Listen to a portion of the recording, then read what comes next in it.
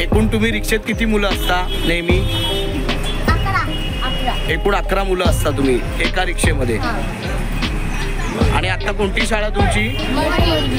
Madavi school. आणि तुम्ही आलात कुठून? गांधीनगरवरनं घेत होते.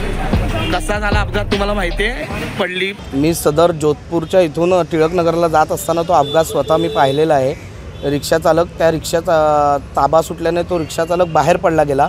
रिक्षा चालकाबरोबर स्वतः एक मुलगा आणि मागे 2 मुलं लहान अशी होती. सदर त्या तिथल्या नागरिकांनी रिक्षा थांबवल्यामुळे हा अपघात होता वाचला, नाही तर आज रिक्षा चालक किंवा मुलगा यांचा जीव दगावला गेला असता.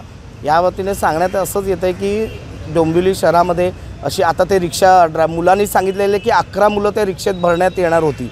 ही अवैध वाहतूक थांबवली गेली पाहिजे, जेणेकरून पुढे असा प्रसंग येणार नाही. आज कोणाच्या तरी जीवावर बेतला असता.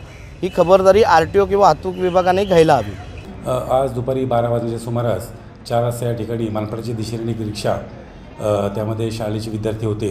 त्या रिक्षा चालकाने त्याच्या ताब्यातली रिक्षा हायवेने चालून मोटरसायकल स्वाराला धडक दिली आणि तशीच रिक्षा पुढे जाऊन रेलिंग जाऊन आदळली. त्याच्यामध्ये जखमी जरी कोणी झालं नसलं तरी रिक्षा चालकाचं वागणूक म्हणजे वर्तवणूक ही हायवेची दिसून आलेली आहे. मोटरसायकल चालकाला याबाबत काही तक्रार द्यायची असेल तर त्यांना त्याची समज दिलेली आहे. परंतु त्यांनी काही तशी तक्रार पोलिसांना दिली किंवा नाही याबद्दल काही अद्याप माहिती नाही आहे. रिक्षा चालकाची कागदपत्र चेक करता त्याकडे कुठल्याही प्रकारचा वैध परवाना आढळून आला नाही. इन्शुरन्स वगैरे देखील संपलेला होता त्याचा.